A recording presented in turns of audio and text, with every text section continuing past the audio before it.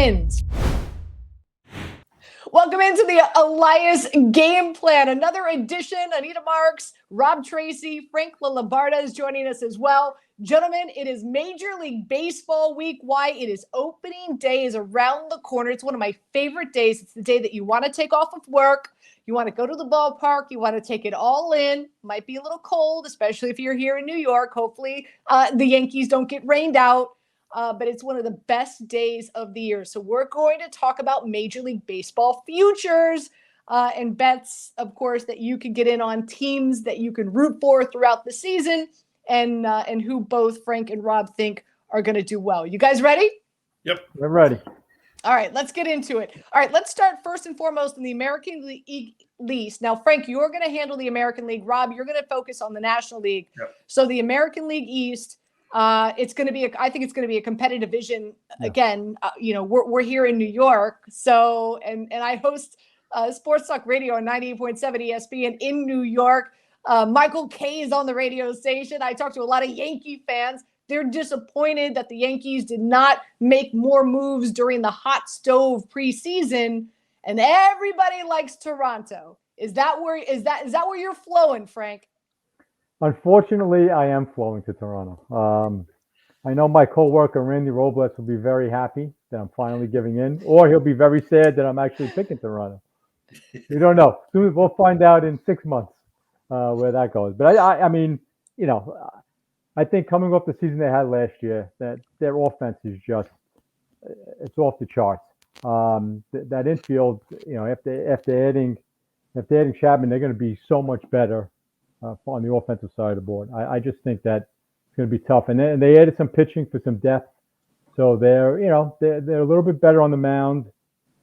Their offense is probably going to be better next year than it was this past year, and they were really good. So I think in a very, very, very tough AL East, I think they will squeak out on top. The odds for them to win the American League is plus 165. You could get it at plus money. Just throwing it out there. Yankees 2-1. But nonetheless, Rob, agree or disagree with Toronto coming out of the AL East? Definitely Toronto. I think Boston's going to be the team that gives them a little bit of a run, not the Yankees. Fourth place. I honestly don't think it'll be close. I think Tampa's going to fall back a little bit. I just think Toronto's going to win that division. Not handily, but it'll be over with a couple weeks left. All right, let's turn our attention to the National League East. Rob, who do you like coming out of there? Well, everybody's picking the Braves because they won the World Series and et cetera, but they lost the heart and soul of that team in Freddie Freeman. And that does more to you than people realize. It does. You just can't recover that by going and grabbing another first baseman from another team and saying, oh, we'll just be just as good. Well, not to mention Ronald Acuna's knee. Who knows how good that's, he's got to come back. Their pitchers, Fried and Anderson, were great last year. But, they got a little exposed in the playoffs but it was the Dodgers. I just think they're going to struggle a little bit. I think they're closer to where their regular season win total was last year. But the team I really like is not the Mets. I think the Mets are going to suffer again with a multitude of injuries every year, and they underachieve every year. I think the team to watch for like a true Mets fan. And I'm a Met fan. So the team to watch out for is the Phillies. I think the Phillies will be the most fun team in baseball outside of Toronto to watch, given who they, adding Schwarber, adding who else? They've spent a lot of money. Bryce Harper did some major recruiting. Right. You're going to have Castellanos in front of them, Schwarber behind him. You have a ton of offense there. And their pitching is if Aaron Nola is your number two, I mean, Nola is should be almost everybody's ace. He's a good pitcher. They have a ton of talent in Philadelphia. So Philadelphia to come out of the National League East is plus 330, Atlanta plus 120, and the Mets at plus 195. I know it's a big if, DeGrom and Scherzer could stay healthy, watch out for the Mets. Frank, agree or disagree in regard to the Phillies coming out of that division? I have to say the Mets. So I want to make all the Mets fans happy. You have to say the Mets. I have to, because that's the only way to keep them from winning the division is if I say they're going to win the division. So just to make Rob and all my Mets fan friends happy, I am picking the Mets to win the division. All right, Frank, you're up. Let's go American League West. I'm sorry, American League Central. Who do you like?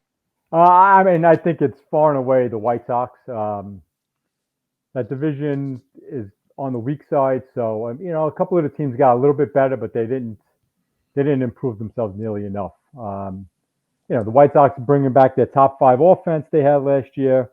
Also, their starting pitching. They had the best starting pitching ERA last season.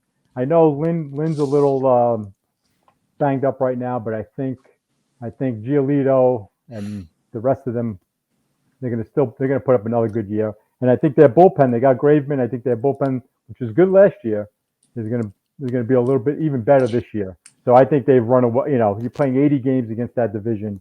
I think it's going to be sort of like last year, a walk in the park for the White Sox. And because they're so good, guys, not a lot of value there. Minus 195. No. Right. No. So that's why it's minus 195. I mean, right. All right, Rob, you're up. National League Central. Who do you like coming out of here? Again, I'm going to go with not the favorite. I like the Cardinals. They always, their pitching is a little bit banged up, but they have Goldschmidt and Arenado and a great young outfield with Carlson and O'Neill and those guys. The Milwaukee Brewers do not hit the ball. They struggle. You might have 3 Cy Young candidates on your staff, but you do not hit the ball. You're going to lose a lot of 4-2, 3-1 games because you can't hit. And I think the Cardinals, they're always there. They always win 90-something games, and I think it'll be the same exact thing where they find a way to get a little bit of pitching when they need it at the end with those guys in that lineup. Cardinals to win the NL Central plus 210. So there's some good value there. As you said, the Brewers favored minus 165. Frank, agree with that? Agree with the Cardinals coming out? I think like Rob said, the Brewers are going to struggle offensively. And they just always put together a good team they're just one of those teams that is always around every year. So I think I think the division is going to be a little down. So I think the Cardinals walk away with that one too. It'll be close, but they'll take it. Break down the American League West for us. Who do you like? Well, the American League West, I like Houston. Again, I'm of the mind where they're still the class of the division, and until that's proven otherwise, they have the pedigree. Even though I know they lost Correa, so they'll go down. I think they're going to go down a notch. I think Seattle's going to come up a notch. I think Seattle's going to give them a little run for their money this year. But I still think they're going to come out. They have a lot of good players. I mean, yes, they lost a very good one, but I think they have enough. And with Verlander coming back, I think he's going to give him a little shot in the arm. I don't know how good he's going to be, but I think he's going to give him a little shot in the arm. And I think that'll be enough to get him over the hump. Minus 175 for them to come out of the West. You agree with that, Rob? I do. That's I think the rookie shortstop Jeremy Pena is going to step right in. He's got a great glove. If he only hits a little bit, that's all they need. McCullers is back too, like supposedly healthy. Every day or every 2 days getting Verlander and McCullers is a big difference over what they had to put out there last year, and they still did pretty well last year. So I don't see any of the other 4 teams challenging them. Okay, what about the National League West? Everybody loves the Dodgers. That's the same. Right, the Dodgers are by far the class of Major League Baseball. Forget about just the AL West or NL West or the NL. When you're already great, and then you add Freddie Freeman, I mean, it doesn't get more ridiculous than that. It's the rich. It's the rich getting richer. These are the Yankees. Right. These are the days of the Yankees winning the World Series and adding Reggie Jackson or doing stuff like that where they just added on to what they already had. Yeah. The Dodgers, that's ridiculous. What they've put together there. It's now that Max Muncy's like probably the DH when he could start at first, second, third. They have so much talent there at every position. I just can't. They're going to score 1,000 runs and. Walker Buehler leading the staff. It's beyond crazy. So just to recap in regard to who we see coming out of the division, really there's value with Toronto coming out of the American League East, the Phillies coming out of the National League East, and the Cards coming out of the NL Central over the Brewers. Mets. How about the Mets? And your Mets. You're a Mets. My Mets. I'm sorry, you're Go Mets. Mets. at plus 195 coming See? out of the NL East. All right, with that being said, guys, let's take a look at the American League, and who do you like coming out of the American League in regards to the wild card? I think it's going to be. I mean, the AL East. The only problem with the AL East is that they're going to beat each other up a lot. But I still think Yankees, Rays are going to come out in the wild card, and I'm going to give the third spot to Seattle. I think it'll be just too much to get three AL East teams in the wild card because they play each other a lot. Wow. But Seattle is the only value there at plus 170, by the way. Yankees to make it to the postseason is minus 400. The Rays to make it to the season is minus 205. So, but you're finding value for Seattle. You're saying the Mariners to make it to the postseason as that wild card spot plus 170. That's not bad. Yeah, and I'm amazed at the Yankees. It doesn't seem like they did anything this year, so I'm surprised that they got such a high rating. But then again, it is the Yankees, so a lot of people bet on them, I imagine. So that's probably why. Rob, NL, who are your wild card teams? I think the Braves will still get one, and the Brewers will get one, and the other one is the Padres. I think everybody loves the Giants. The Giants have to go back to being the Giants because, again, they have very little hitting as well comparatively. The Padres have all these great young players.